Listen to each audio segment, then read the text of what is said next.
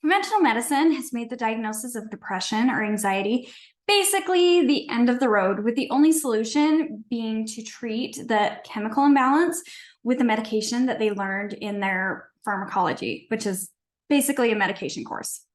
Firstly, it's so important to note that if you've chosen to take medication to manage your symptoms, you have done nothing wrong.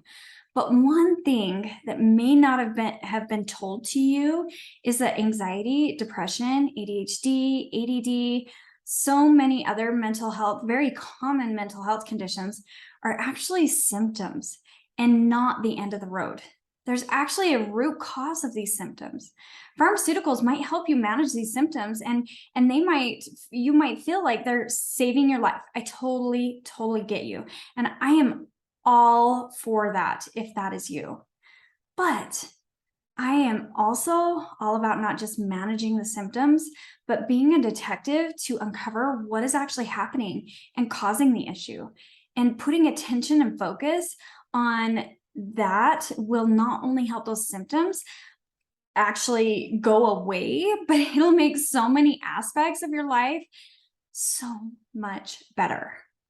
It's not enough to just look at individual hormones. Considering the big picture involves looking at how the hormones interact with each other. For example, high estrogen levels with low progesterone levels is referred to as estrogen dominance. Estrogen dominance can lead to depression, irritability, fatigue, brain fog, memory problems, anxiety, thyroid issues. Progesterone and cortisol levels all play into our moods. But don't fret, there's so many things that you can do about it without external support. These 5 things are: number 1, accept where you are right now. Just where you're at right now, just accept it. Number 2, going for a walk outside. It is beautiful just getting out in nature. There are so many benefits from that, not just for our hormones, but our overall health. Talking to a trusted friend can be one of the biggest releases and best coping mechanisms that we can have with our mental health.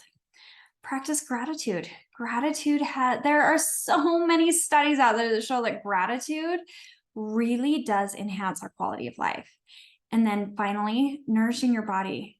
I used to totally be the one that was like, yeah, but that sugar cookie makes me feel good. And when I am stressed, you better believe I want to go sit in front of the TV watching Netflix with a bowl of cookie dough and just shoving my face and eating my feelings. But in the long run, that does not help my mental health. Actually, you get this short-term release of endorphins, and then after that, it slides you into this deep, dark hole. So nourishing your body is very, very important.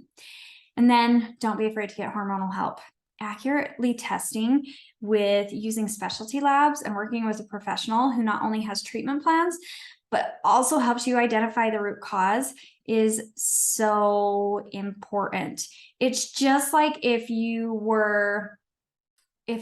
needed a heart surgery, you can't go to an orthopedic surgeon for that. And I know a lot of people are like, yeah, but what about OBGYN? Well, most of them, sure, there are some that are really, really good with hormones.